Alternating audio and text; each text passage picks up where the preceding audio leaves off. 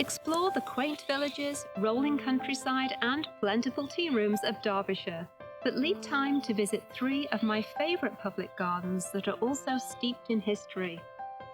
I'm Karen Chapman, here for GardenDesign.com, and I'm especially excited to share this idea for a fun, self-guided day trip to the Peak District National Park, because that's where I used to live.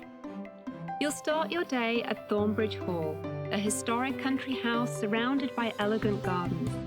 From here, you'll go to Haddon Hall, which dates back in part to the 12th century, and see the renovated gardens that aim to recapture the faded romance of its past.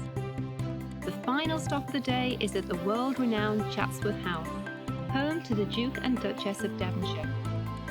So pack your camera and get ready for a really special day out. And don't forget to sign up for our free newsletter.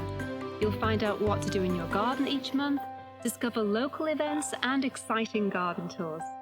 Sign up at GardenDesign.com.